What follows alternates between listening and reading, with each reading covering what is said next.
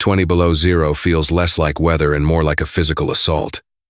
Brutal, unforgiving winds screamed through the Appalachian pines, freezing the moisture in former Navy SEAL Caleb Miller's lungs. He was simply trying to survive a historic blizzard when his tactical flashlight caught a subtle, desperate shift in a snowbank. Buried beneath the ice, shivering violently while fiercely shielding three motionless shapes, lay a massive German shepherd on the brink of death. She wasn't just another tragic stray. Dragging her into his cabin, Caleb wiped the frost from her ear and froze. Stamped into her pale skin was a classified military designation. She was a Tier 1 asset, one of his own. Someone had intentionally dragged her out into the whiteout to die. The isolation of the Blue Ridge Mountains was supposed to be Caleb Miller's salvation. After 12 years in naval special warfare, 3 combat deployments, and an IED blast outside of Kandahar that shattered his left femur and ended his career, silence was the only therapy he could tolerate. He had retreated to a dilapidated family cabin 10 miles outside of Boone, North Carolina, trading the roar of Black Hawk helicopters for the quiet hum of the wilderness. But on the evening of January 14th, the wilderness stopped being quiet.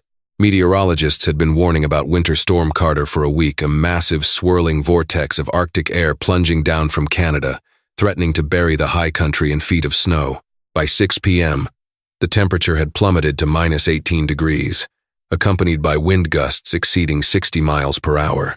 The snow was falling so thick and fast it created a blinding whiteout, erasing the tree line, the dirt road, and eventually, the porch steps. Inside the cabin, Caleb tossed another oak log into the cast-iron wood stove. The fire cracked and hissed, casting long, dancing shadows across the bare wooden walls. His tactical radio crackled with static. The local emergency broadcast had gone down an hour ago. He was entirely cut off from the rest of the world, just the way he usually liked it. He poured himself a black coffee, the mug warm against his scarred hands, and walked to the window. The frost was creeping up the glass in jagged, crystalline patterns. As he stared out into the swirling abyss, a sound cut through the relentless howling of the wind. It was faint, a high-pitched, desperate sound. Caleb's military instincts, deeply ingrained and impossible to turn off, instantly engaged. He set the mug down, his heart rate steadying into the familiar rhythm of hyper-focus. He listened again. Whine. Scrape. Silence. It wasn't a coyote. Coyotes didn't sound like that when they were freezing. They hunkered down and conserved energy. This sounded like panic. This sounded like a plea. Without a second thought, Caleb moved to the mudroom. He strapped on his insulated Carhartt bibs, shoved his feet into heavily treaded snow boots, and grabbed his heavy parka. He slung his trauma kit over his shoulder, a habit he had never broken, and grabbed a high-lumen Surefire tactical flashlight. Stepping out the front door was like stepping into a physical wall of ice.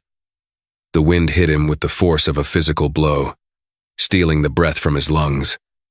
The snow was already waist-deep in the drifts. He clicked on the flashlight, its powerful beam struggling to penetrate more than 10 feet into the blinding flurry. "Hey!" Caleb shouted, his voice instantly swallowed by the storm.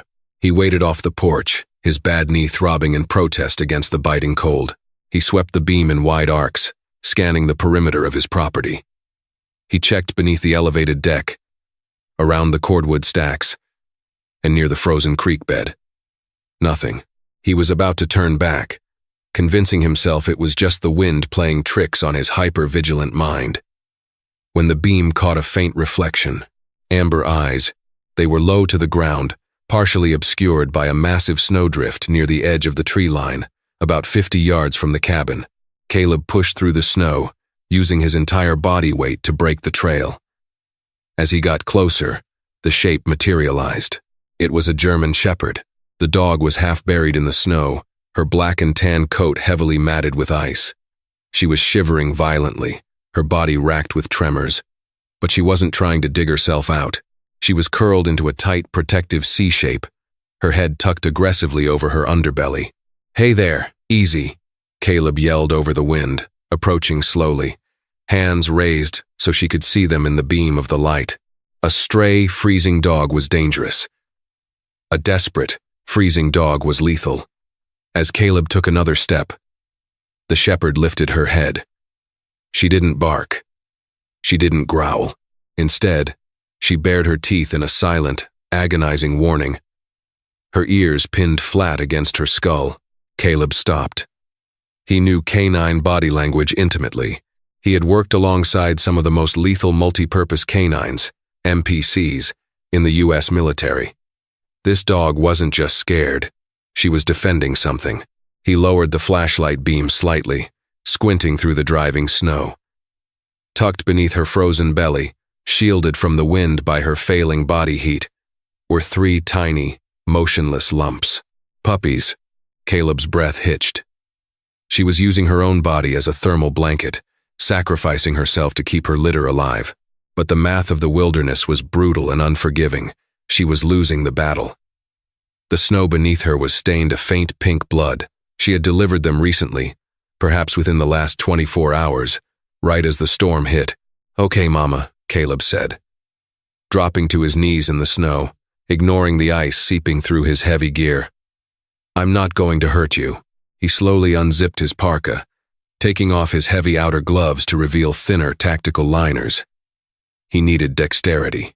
He reached into his trauma kit and pulled out a silver mylar thermal blanket. As he moved closer, the shepherd tried to snap at him, but her jaws clicked weakly. Her eyes were beginning to roll back. Hypothermia was shutting down her central nervous system. She was dying right in front of him. I know, Caleb murmured. He didn't hesitate. He lunged forward, not with aggression, but with calculated precision. He threw the mylar blanket over her head and body, neutralizing her ability to bite, and scooped her up.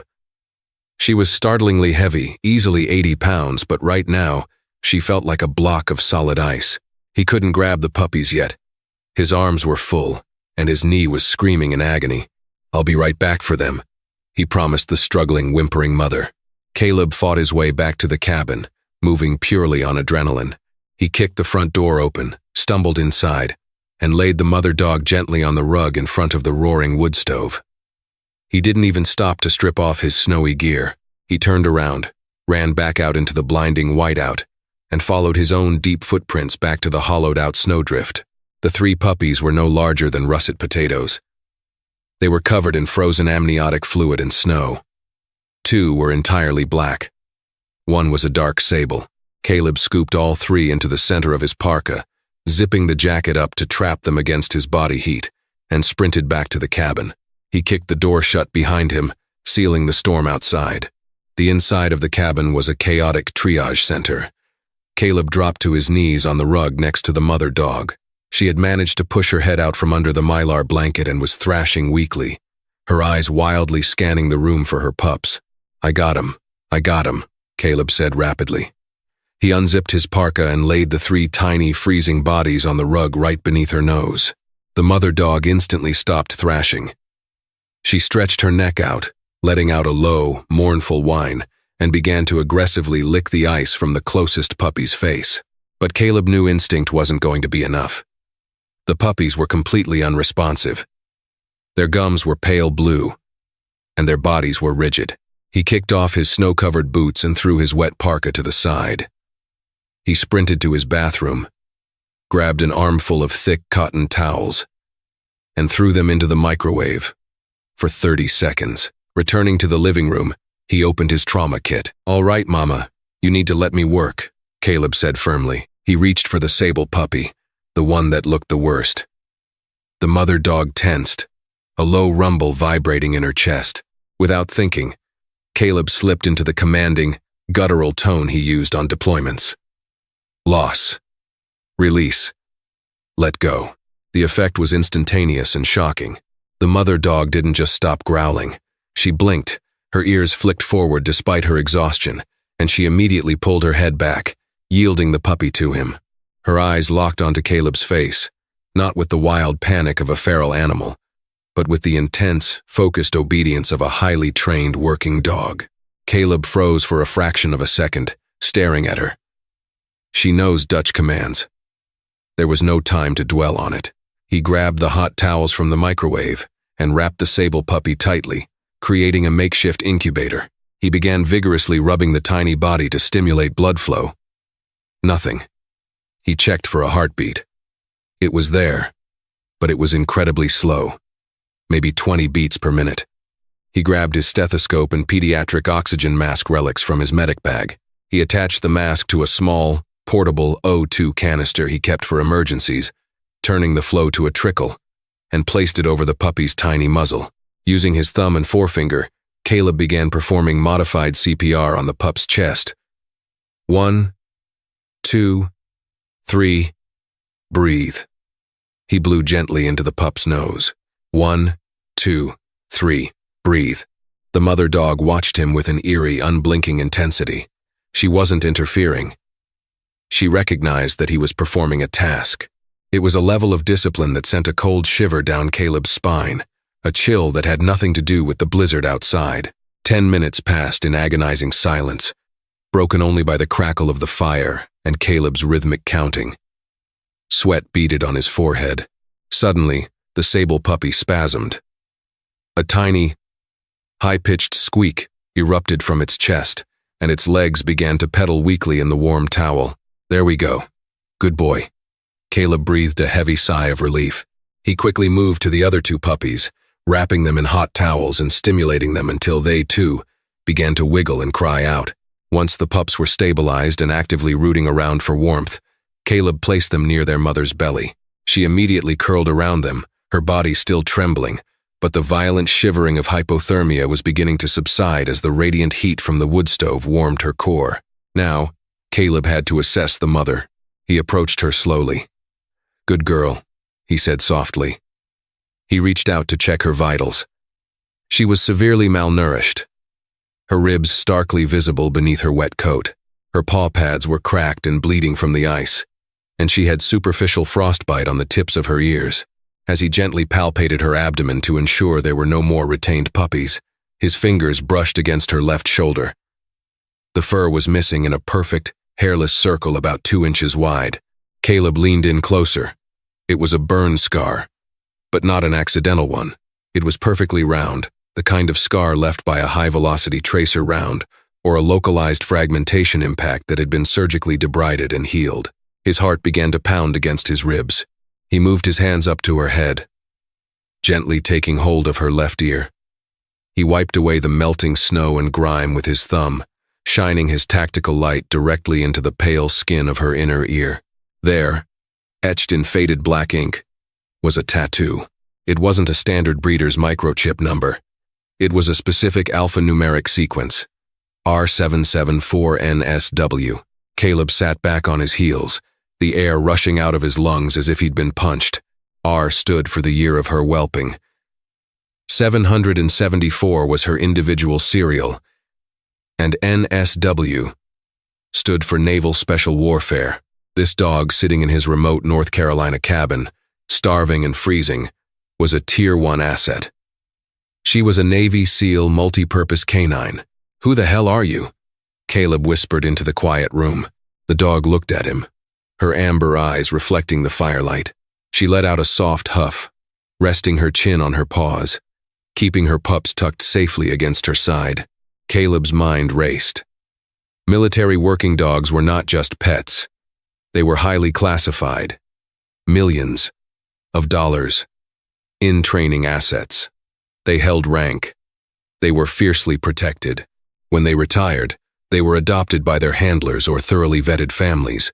They did not end up pregnant, starving, and dumped in the Appalachian Mountains during a blizzard, unless she was supposed to be dead. The grandfather clock in the corner of the cabin ticked past midnight. The storm outside had escalated from a blizzard to a hurricane of snow, the wind battering the thick log walls with terrifying force. Caleb sat cross-legged on the floor, a few feet away from the sleeping dog and her nursing puppies. He had boiled down some chicken broth and mixed it with a little white rice, feeding it to her in small, carefully measured increments to prevent her stomach from twisting. She had eaten it with the desperate, measured speed of an animal that hadn't seen food in weeks. But she never broke her perimeter around her pups. He couldn't take his eyes off the tattoo. R774NSW. He pulled his encrypted satellite phone from a lockbox under his bed. He extended the thick black antenna, walking over to the frosted window, praying for a signal to punch through the heavy cloud cover. Searching for network. Searching. No signal. Caleb swore under his breath, tossing the sat phone onto the couch. He was totally isolated. He couldn't call his old CO, Commander David Hayes, who was currently stationed at Naval Amphibious Base Coronado. Hayes would know exactly what this tattoo meant. Since he couldn't call, Caleb forced his mind to work the problem. He closed his eyes, mentally walking through the archives of his memory. He had been a medic attached to SEAL Team 4, but he frequently cross-trained with the K-9 units. He knew most of the handlers. He knew the dogs. An R designation meant the dog was born roughly 7 years ago. That put her in her prime operational window right around the time Caleb was deployed to Helmand Province. He opened his laptop. The Wi-Fi router was dead, but he had downloaded gigabytes of old files, training manuals, and unit rosters onto his encrypted hard drive before he was discharged. He navigated through the folders, his fingers flying across the keyboard. Folder. NSW. K9. Assets. Archived. He pulled up a master spreadsheet. It was wildly outdated, nearly 3 years old, but it was a start. He hit Ctrl+F and typed in 774. No results found. He frowned. That didn't make sense. If she was an NSW dog, she should be in the legacy logs. He tried searching just R774. The screen jumped. A single line of text highlighted in gray.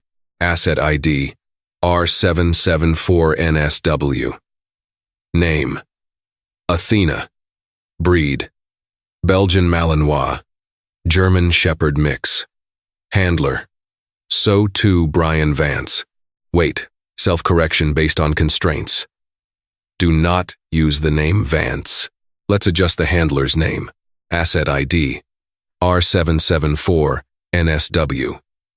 Name, Athena. Breed, Belgian Malinois, German Shepherd mix. Handler, So too. Thomas Tommy Reynolds. Caleb stared at the screen, a cold pit forming in his stomach. Athena. He remembered her. He remembered Tommy Reynolds. 2.5 years ago, Tommy Reynolds and Athena had been attached to a covert strike team operating in the Sahel region of Africa, hunting down a high-value target affiliated with a splinter terror cell. The op had gone catastrophically wrong. The team was ambushed. Their convoy hit an anti-tank mine. The official after-action report stated that SO2 Reynolds was killed in action. The report also stated that his K9 partner, Athena, was caught in the blast radius and presumed vaporized. Her remains were never recovered, but given the sheer yield of the explosive, no one questioned it. She was given a posthumous medal. Her collar was hung on the wall at Coronado, but here she was, breathing, nursing 3 puppies on a rug in North Carolina. Athena, Caleb said softly. The dog's head snapped up. Her ears swiveled like radar dishes, locking onto his voice. She let out a sharp, high-pitched whine and took half a step toward him, wagging her tail just once before her exhaustion forced her back down into the blankets. It was her, the ghost of Team 7. How the hell did she survive an explosion in Africa? End up back in the United States? Get pregnant? And get dumped in the mountains? Caleb's mind shifted from shock to a grim, calculated anger. Dogs like Athena didn't just wander off. If she survived the blast, she was taken. She was stolen. A fully trained Level 3, multi-purpose canine was a living weapon. On the black market, sold to private military contractors or cartels, a dog like her could fetch upwards of $100,000. But why dump her now? Caleb looked at the 3 sleeping puppies. The sable one, the 2 black ones. They were thick-boned, blocky. They didn't look like standard German shepherds. Suddenly, a terrifying realization washed over him. If someone had stolen Athena, they didn't just want her as a weapon. They wanted her genetics. They wanted to breed her. They were trying to create a bloodline of off-the-books, genetically elite tactical dogs. But Athena was almost 7 years old, getting too old to breed safely. This litter had almost killed her. To whoever had her, she was no longer a valuable asset. She was a liability, a used-up machine. So, they drove her up into the mountains during the worst storm of the decade and left her to die, erasing the evidence. But they had made one massive miscalculation. They had underestimated a mother's will to protect her young, and they had underestimated the sheer, stubborn resilience of a Navy SEAL dog. Caleb stood up, walking back to the window. The snow was piling up against the glass. If whoever dumped her lived locally, if they were running an illegal breeding ring somewhere in the Appalachian foothills, they would eventually notice the storm wasn't washing away their sins. They would want to confirm she was dead. Suddenly, the hair on the back of Caleb's neck stood up. Athena let out a low, guttural growl. It wasn't the weak, defensive sound she had made out in the snow. This was a deep, resonant, chest-rattling warning. A trained alert. She stood up slowly, her legs shaking from weakness. But she placed herself directly between the puppies and the heavy, solid oak of the front door. The fur along her spine was standing straight up. Caleb froze. The wind was howling, rattling the window panes, making the whole cabin groan. It was impossible to hear anything outside. But Athena wasn't listening. She was scenting. Something or someone was out there in the whiteout. Caleb moved silently away from the window, dropping into a low crouch. He reached under the end table beside his armchair, his hand wrapping around the cold steel of his customized Glock 19. He chambered around with a soft click. The storm was supposed to keep everyone out. But out here, in the dark, the storm was the perfect cover for a ghost. "Stay," Caleb whispered to the dog. Athena didn't move a muscle. She just kept her eyes locked on the door, waiting for the breach. The wind screamed, a deafening roar that masked all peripheral sound. But inside the cabin, the silence was absolute. Caleb stood perfectly still, his back pressed flush against the rough-hewn logs beside the front door. He was in the fatal funnel, the narrow cone of space where a breacher is most vulnerable and where a defender has the tactical advantage. His Glock 19 was raised, the tritium night sights glowing faintly in the dim light of the dying fire. Athena remained anchored to the rug. She didn't bark. Barking was for civilian dogs. A Tier 1 multi-purpose canine knew that silence was a weapon, but her lips were curled back, exposing her canines, and a low, continuous vibration hummed in her chest. Her amber eyes were locked dead center on the heavy iron latch of the door. Clack. It was a metallic sound, entirely unnatural, cutting sharply through the muffled howl of the blizzard. Someone was trying the handle. Caleb's breathing slowed. His heart rate dropped, slipping into the familiar, icy calm of a combat deployment. The handle rattled again, more violently this time. Whoever was out there was freezing to death and losing their fine motor skills. Suddenly, a heavy thud shook the doorframe. A shoulder strike. The old wood groaned but held. Caleb didn't speak. He shifted his weight off his bad left knee, grounding himself. Another thud. Then, the sound of splintering wood. The intruder had kicked the door just above the deadbolt. The lock mechanism shrieked, the screws tearing out of the dry pine. With a violent crash, the door flew open, slamming against the interior wall and letting in a swirling vortex of blinding white snow and freezing air. A figure stumbled through the threshold, entirely encased in snow-caked tactical gear, clutching a suppressed Daniel Defense MK-18 rifle. The intruder didn't even have time to raise the barrel. Caleb moved with lethal, practiced fluidness.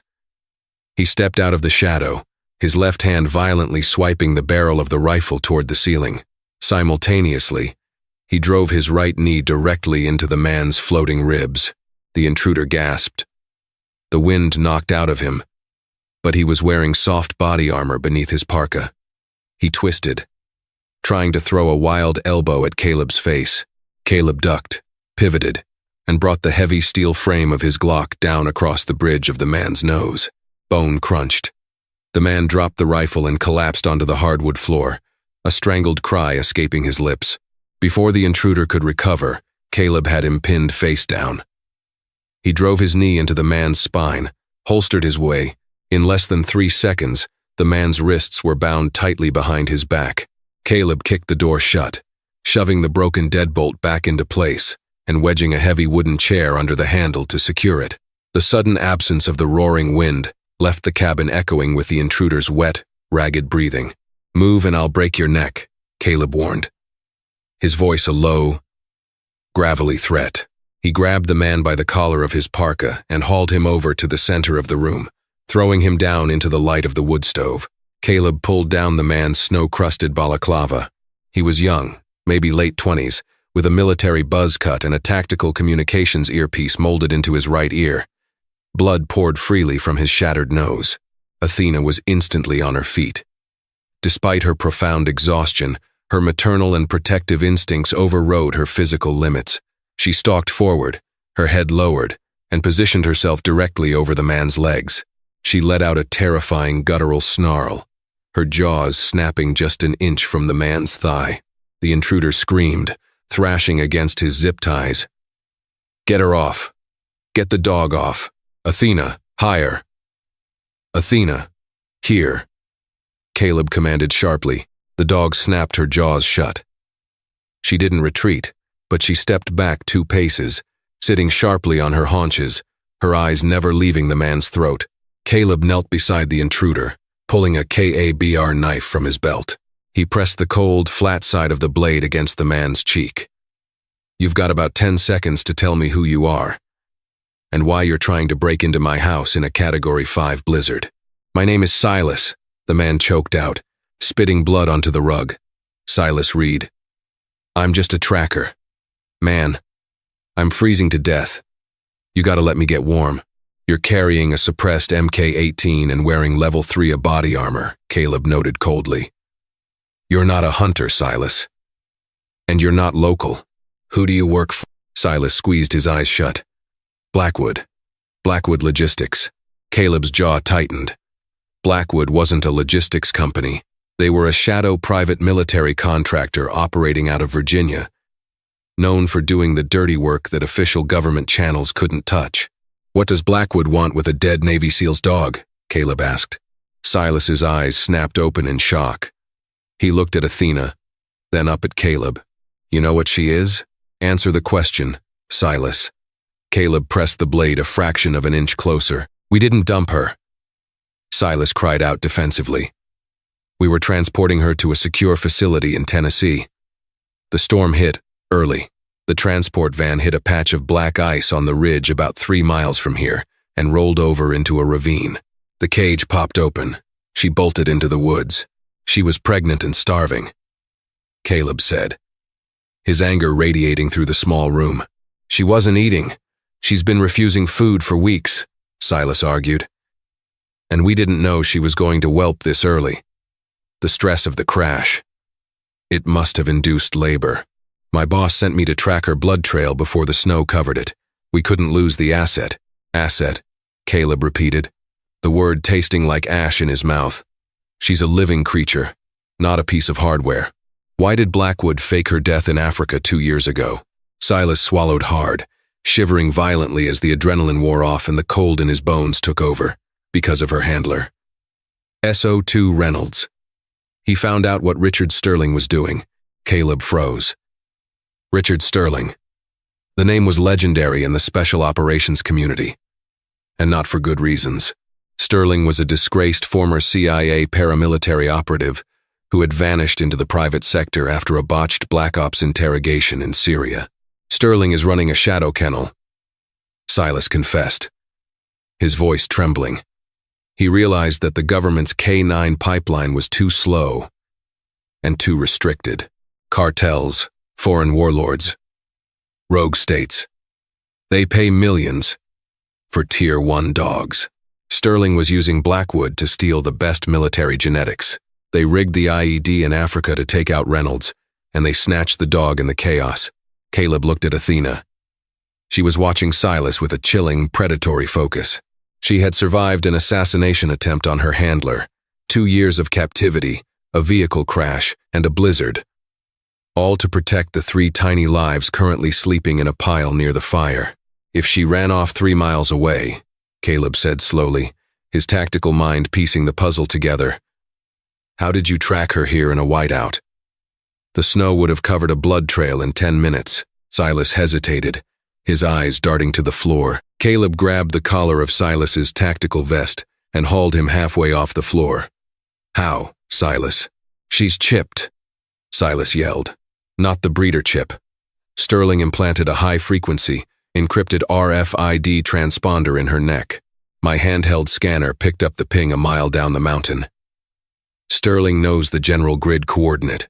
Caleb dropped Silas back onto the floor. He spun around, staring at the dog. A transponder. "If the storm breaks," Silas whispered, his voice laced with genuine terror. "Sterling won't send just one tracker. He's going to send a recovery team. He wants the sable puppy. He thinks it's the perfect genetic blend. He'll kill you, he'll kill the mother, and he'll take the pups." The reality of the situation crashed over Caleb like a wave of ice water.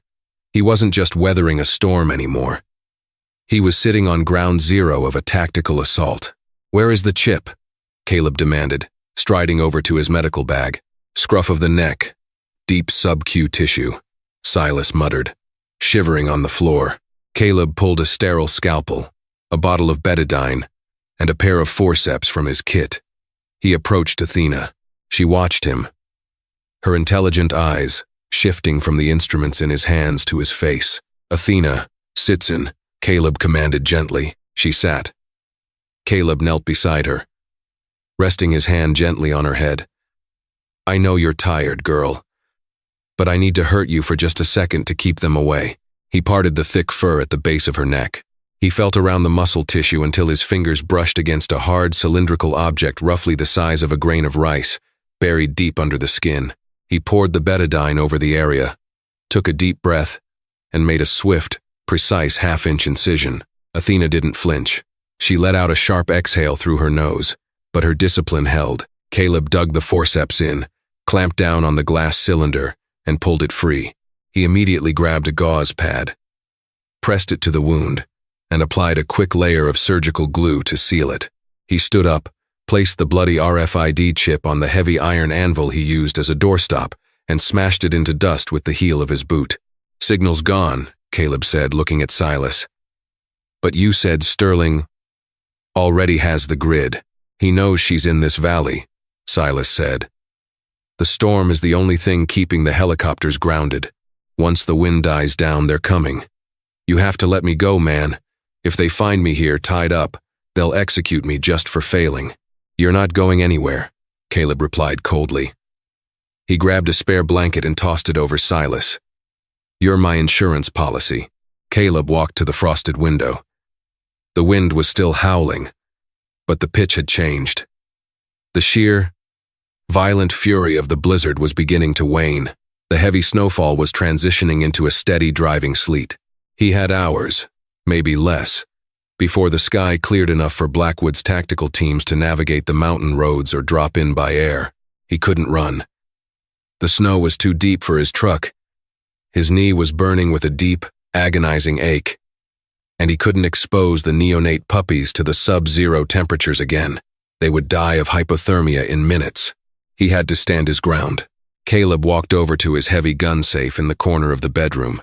He spun the dial, the heavy steel tumblers clicking into place.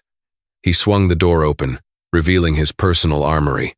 He hadn't touched most of this gear since his medical discharge, but he had kept everything meticulously oiled and maintained. He pulled out a customized AR-15 chambered in 5.56, snapping a holographic sight onto the top rail. He grabbed 6 30-round magazines, loading them with green-tip armor-piercing rounds. If Blackwood was sending a team, they would be wearing plates. He slung a tactical chest rig over his flannel shirt, stuffing the magazines into the pouches. Next, he pulled out a Remington 870 pump-action shotgun, loading the tube with .00 buckshot, the perfect weapon for close-quarters defense if they breached the cabin. He walked back into the living room and tossed a spare medical blowout kit onto the coffee table. "You're out of your mind," Silas said, watching Caleb prepare. "You're one guy with a bad leg. Sterling's guys are ex-Rangers, ex-MARSOC. They'll flashbang this wooden shack and burn it to the ground with you inside. I've defended worse real estate against worse people," Caleb said flatly. He moved around the cabin, systematically shutting off all the interior lights until only the dull, Orange glow of the wood stove illuminated the room. He dragged the heavy oak dining table across the floor, flipping it onto its side to create a barricade facing the front door. He moved Silas behind the kitchen counter, out of the direct line of fire. Then Caleb turned his attention to Athena. She was lying next to the fire, nursing the 3 puppies. She looked terrible, emaciated, scarred, and battered, but the defeated, glazed look she had outside in the snow was gone. The fire in her eyes had returned. She recognized the chest rig. She recognized the smell of gun oil and the heavy click of a chambered round. She was a warrior, and her environment had just shifted back to a war zone. Caleb knelt in front of her. "I can't ask you to fight, Athena. You've done enough." He reached out to stroke the sable puppy, which was now aggressively nursing, its tiny paws kneading against its mother. Athena let out a soft whine. She gently nudged Caleb's hand with her wet nose, then slowly, painfully, stood up.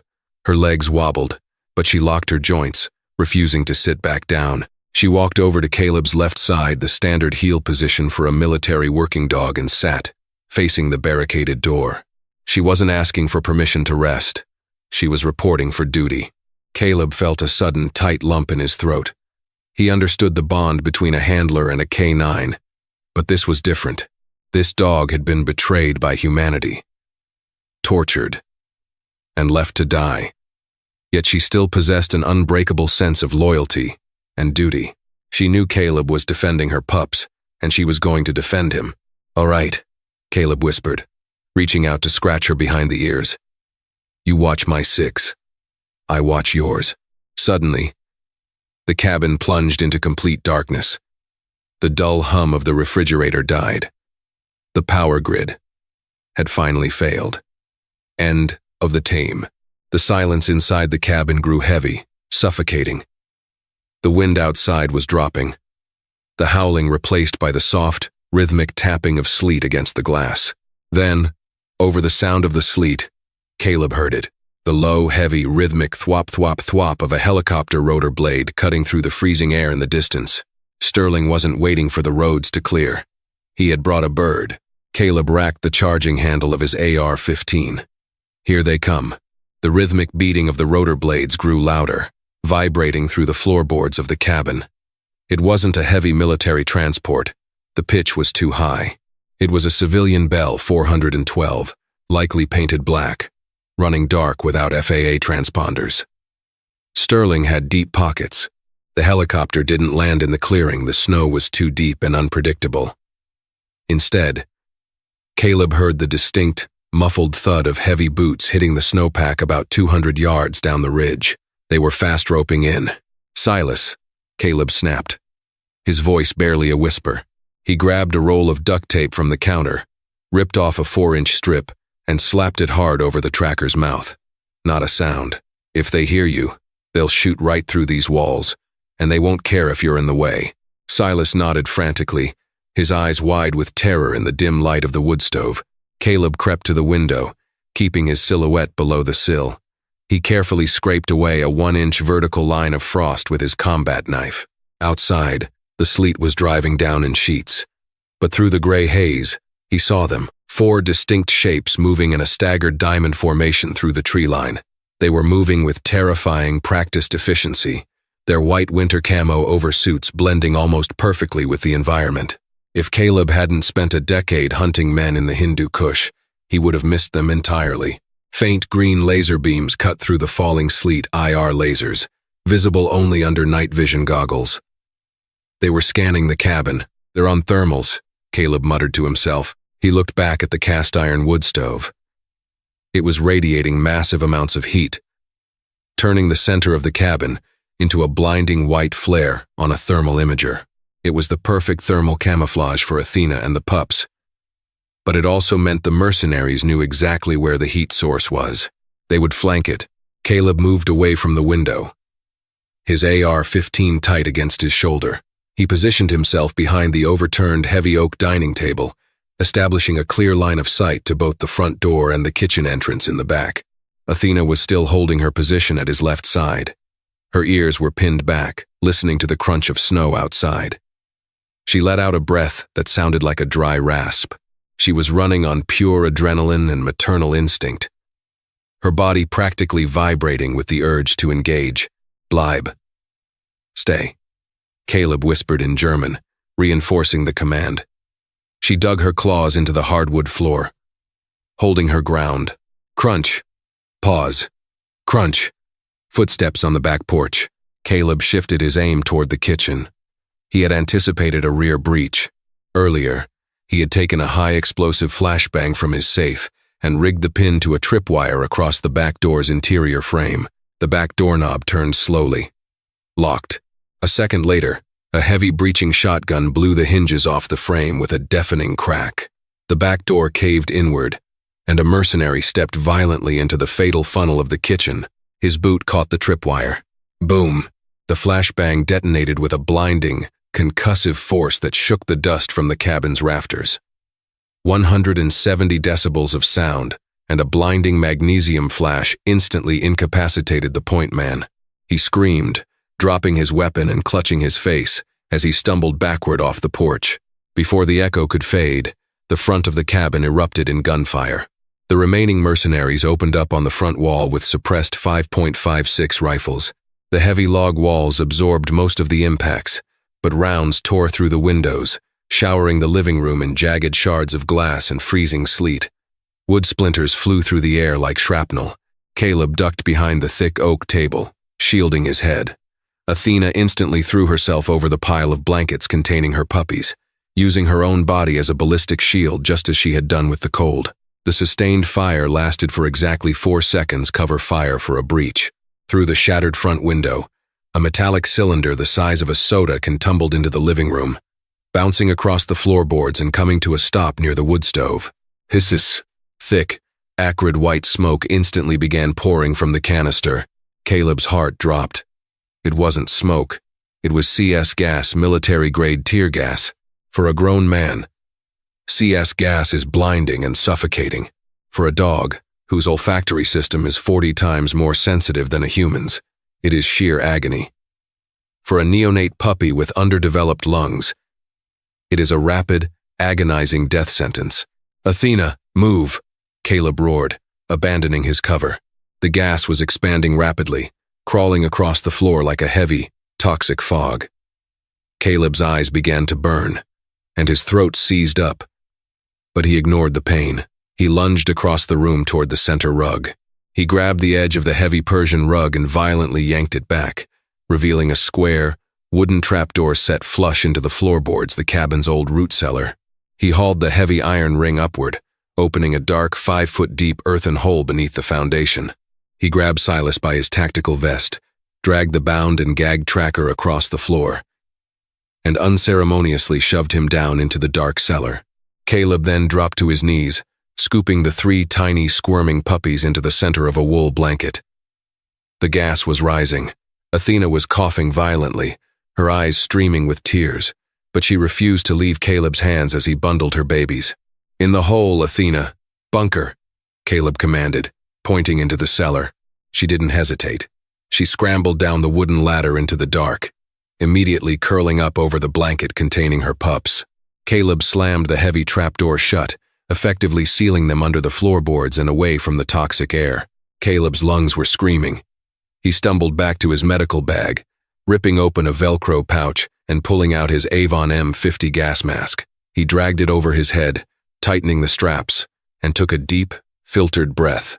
The burning in his lungs began to subside, replaced by the muffled, rhythmic sound of his own breathing inside the mask. The living room was now completely opaque, filled from floor to ceiling with thick white gas. Visibility was reduced to less than 3 feet. Crunch. Glass breaking under heavy boots. They were inside. Caleb dropped his AR-15. It was too long for point-blank visibility, and slung his Remington 870 shotgun up to his shoulder. He moved silently through the dense fog, his boots gliding over the floorboards. A shadowy figure materialized out of the white smoke, sweeping a rifle barrel toward the overturned table. Caleb didn't hesitate. He pumped the action and fired. The 0-0 buckshot caught the mercenary square in the chest plate. The kinetic energy lifted the man off his feet, throwing him backward through the shattered front door and out into the snow. Before Caleb could rack the shotgun again, a massive charging shape burst through the smoke from his blind side. It was a mercenary, easily 250 pounds of muscle and armor. He hit Caleb like a freight train. Caleb was thrown backward, crashing hard into the brick hearth of the wood stove. The impact knocked the shotgun from his hands. As he tried to scramble to his feet, the massive mercenary planted a combat boot directly onto Caleb's surgically reconstructed left knee. A sickening pop echoed in Caleb's ears, followed by an explosion of white-hot agony that nearly made him black out. His leg gave way completely. The mercenary, a giant of a man with night vision goggles pushed up on his helmet, drew a heavy, serrated combat knife. "Sterling says hello," the man grunted, dropping his weight to drive the blade down toward Caleb's throat. Caleb threw up his left arm, catching the man's wrist. But the mercenary had the high ground and the weight advantage. The tip of the blade inched closer to Caleb's jugular. The pain in his knee was blinding, sapping his strength. His right hand desperately clawed at his holster, but the angle was wrong. His Glock was pinned beneath his hip. The blade was an inch away. Caleb's arm trembled. He was losing leverage. Suddenly, the floorboards beneath them violently shuddered. With a sound like splintering bone, the heavy oak trapdoor of the root cellar exploded upward, the iron hinges tearing free from the wood. Through the thick, swirling CS gas, a black and tan missile launched into the air. Athena hadn't stayed in the bunker. She had heard the struggle. She had heard her handler taking a beating, and despite her exhaustion, despite the starvation, despite the fresh surgical wound on her neck, she was a Tier 1 SEAL asset. She didn't bite blindly. She executed a perfect, textbook tactical takedown. Athena clamped her jaws directly onto the mercenary's knife-wielding forearm, her canine teeth sinking deep into the muscle and grinding against the ulna bone. With the sheer momentum of her leap, she violently twisted her entire body weight in midair.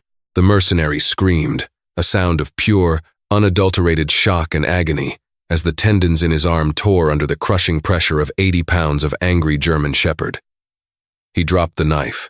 Athena's momentum carried them both backward, dragging the massive man off Caleb and onto the glass-covered floor.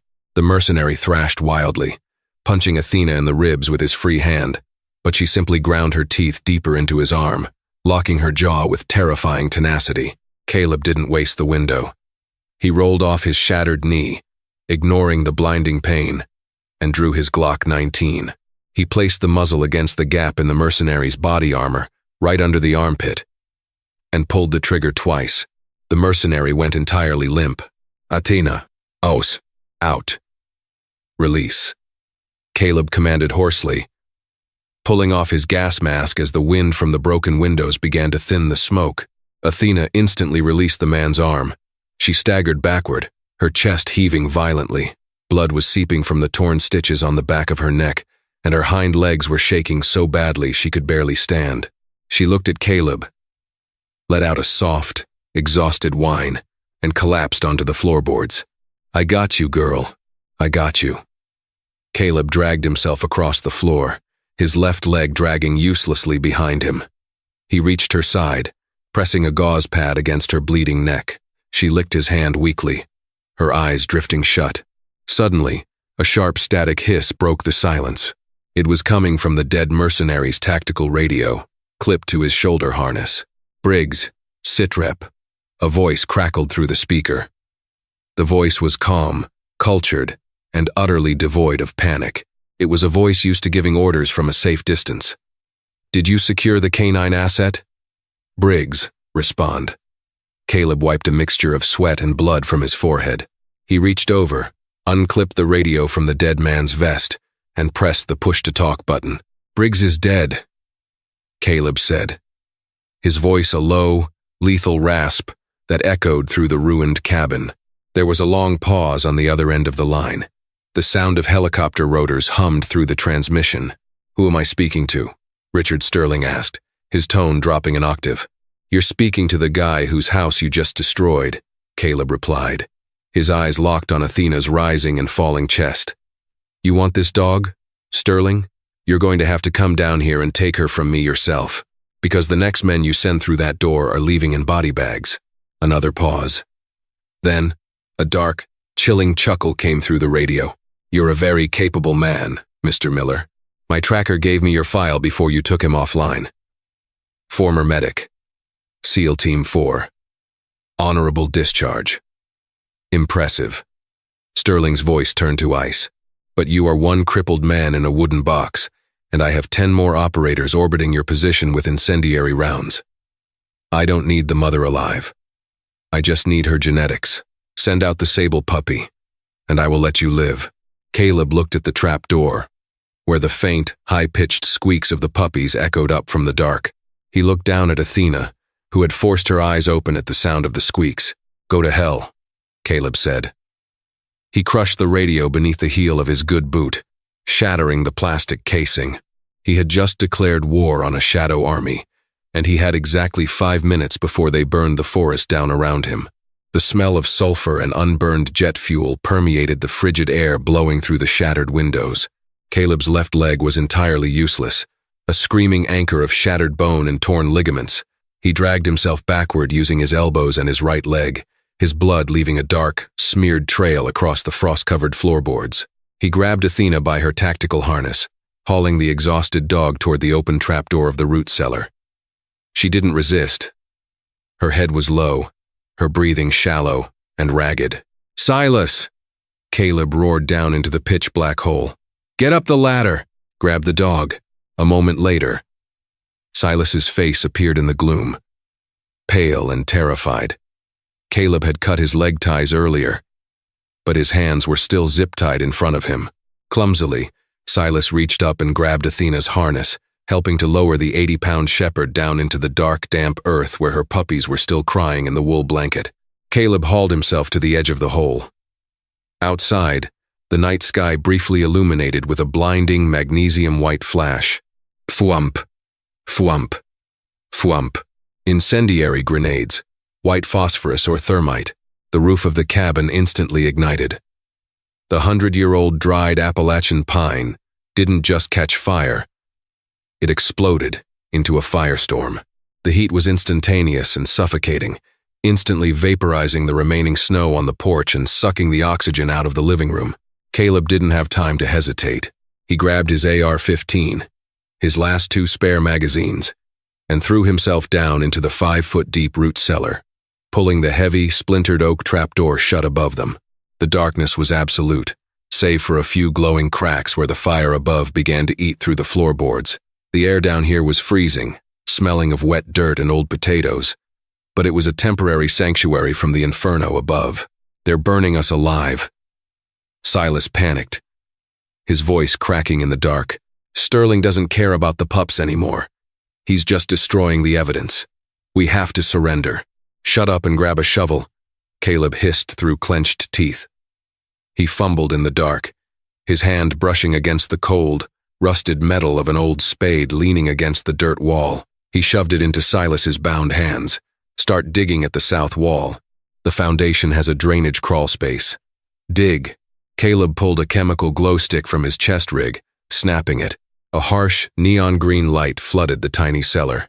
Athena was curled tightly around her 3 puppies, her body shivering violently again, not from the cold this time, but from clinical shock. She was bleeding, burned, and pushed far beyond the biological limits of any normal animal.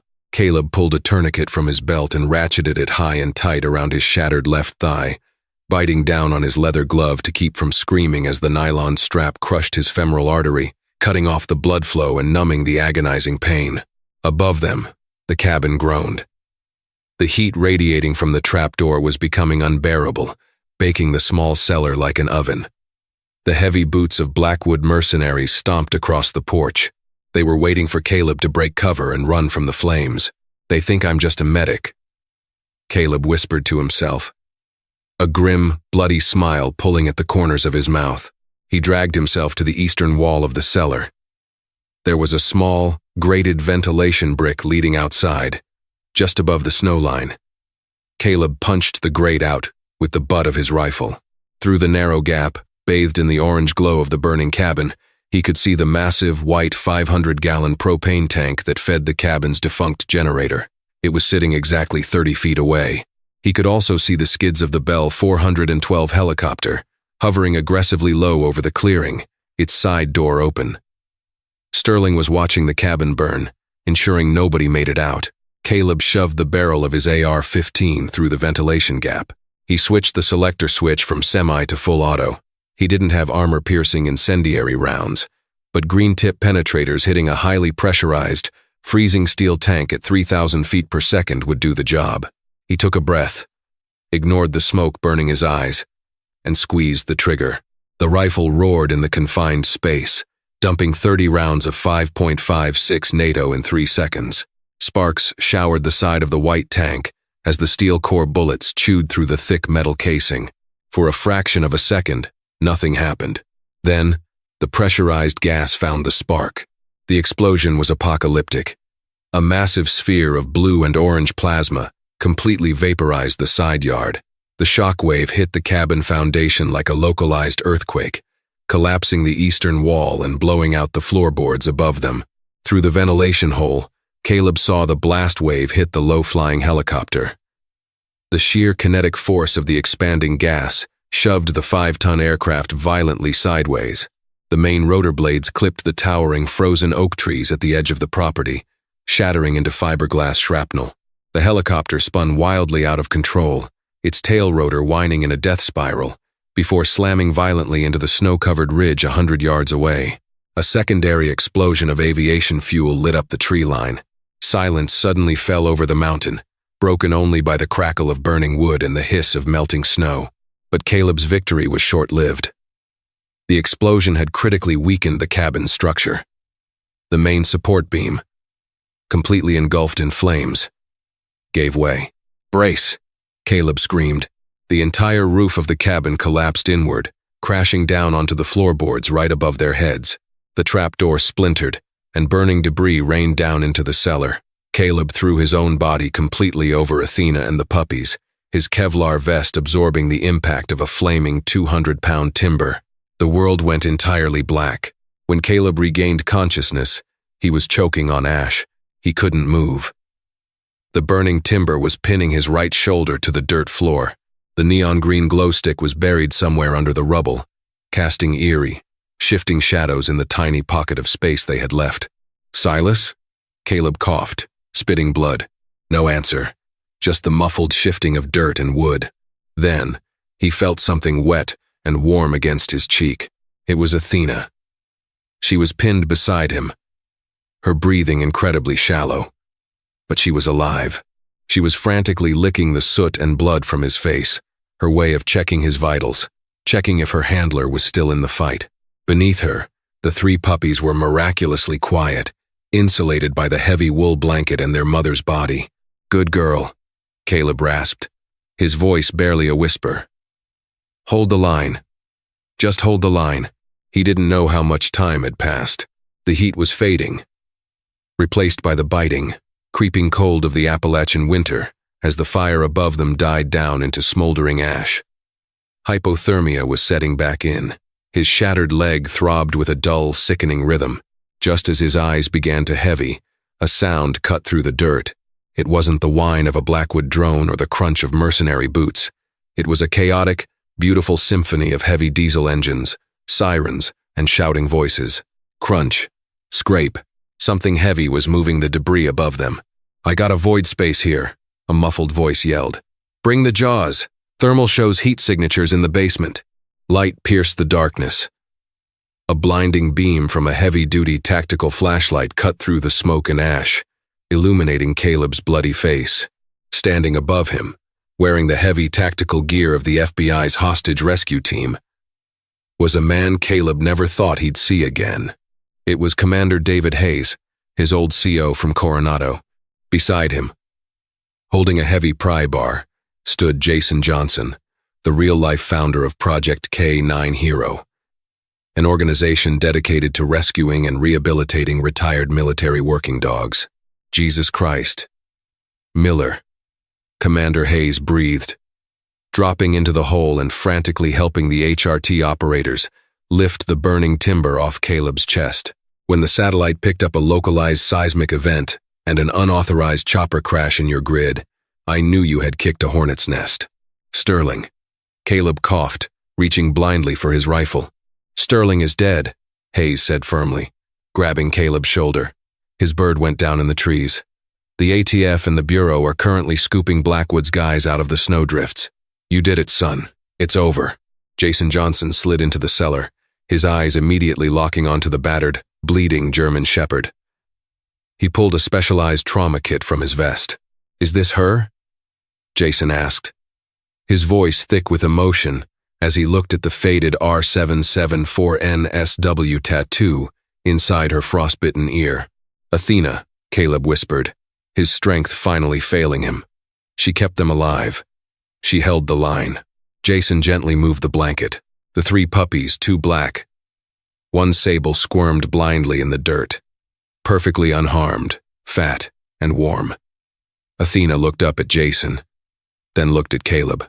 She let out one final long exhale, resting her heavy head on Caleb's chest, finally allowing herself to rest.